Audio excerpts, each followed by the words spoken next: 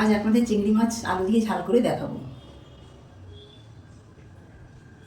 তার জন্য লাগছে 200 বড় চিংড়ি মাছ, 2টি হাফ সেদ্ধ করা বড় আলু, সরষের তেল 3 টেবিল চামচ, হাফ টি চামচ সাদা জিরে, 2টো তেজপাতা, 2টো এলাচ, 5-6টা লবঙ্গ, হাফ ইঞ্চি দারুচিনি, 2টো বড় পেঁয়াজ কুচানো, চেরা 4টে কাঁচা লঙ্কা, একটা বড় টমেটো, 1 টেবিল চামচ রসুন বাটা, হাফ টেবিল চামচ আদা বাটা, 1 টেবিল চামচ পেঁয়াজ বাটা, 1 চা চামচ হলুদ গুঁড়ো, হাফ চা চামচ লঙ্কা গুঁড়ো, 1 টেবিল চামচ কাশ্মীরি লঙ্কা গুঁড়ো, লবণ স্বাদ মতো। গরম কড়াই 2 টেবিল চামচ সরষের তেল দিলাম। গরম তেলে চিংড়ি মাছটা ভেজে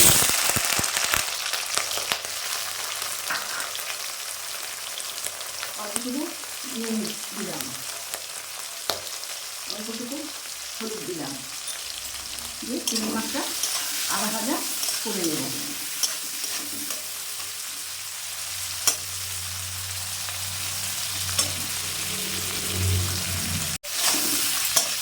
চিংড়ি মাছ বেশি ভাজবেন না, বেশি ভাজলে মাছ শক্ত হয়ে যাবে।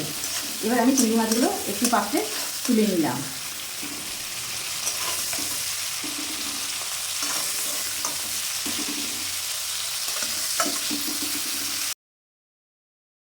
গরম তেলে আর একটু সরষের তেল দিয়ে দিলাম, সাদা জিরে, তেজপাতা ফোড়ন দিলাম, দিয়ে নেড়ে নিলাম।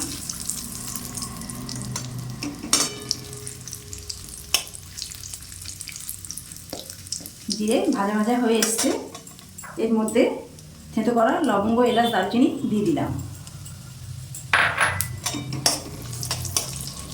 দিয়ে একটু নেড়ে নিলাম।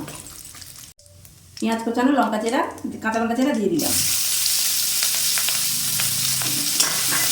দিয়ে দিয়ে নিলাম।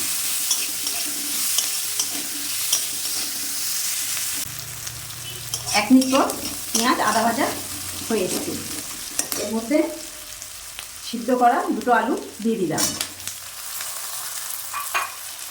দিয়ে নেড়ে নিলাম।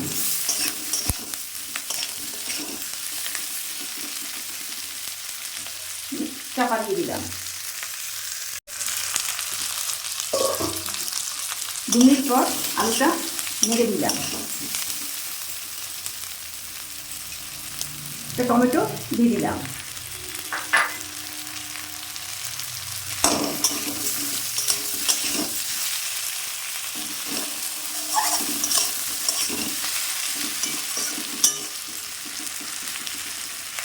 চাপা দিয়ে দিলাম।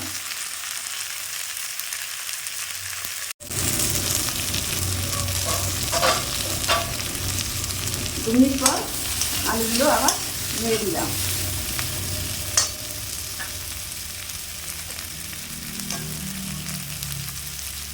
স্বাদ মতো লবণ দিয়ে দিলাম,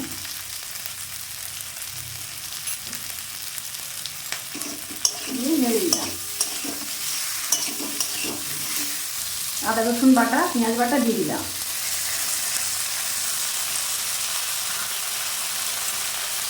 দিয়ে নেড়ে দিলাম।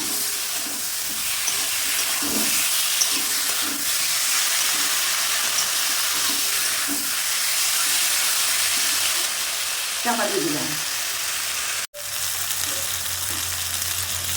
2 মিনিট পর আলুগুলো নেড়ে দিলাম। দেখছেন তেল ছেড়ে দিয়েছে।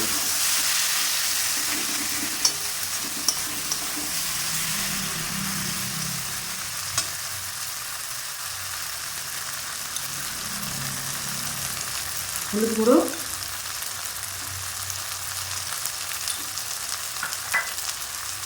কাশ্মীরি লঙ্কাগুলো, লাল লঙ্কা গুঁড়ো দিয়ে দিলাম, দিয়ে নেড়ে দিলাম।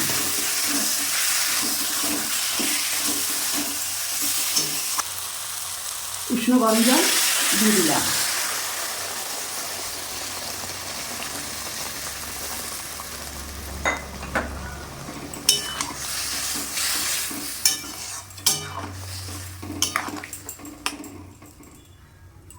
দিয়ে চাপা দিয়ে দিলাম। 4-5 মিনিট পর তরকারিটা নেড়ে দিলাম। চিংড়ি মাছ ভাজা দিয়ে দিলাম।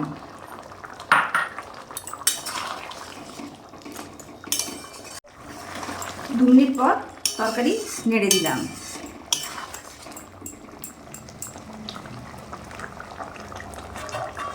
চাপা দিয়ে রান্না করলে তরকারির স্বাদ বাড়ে।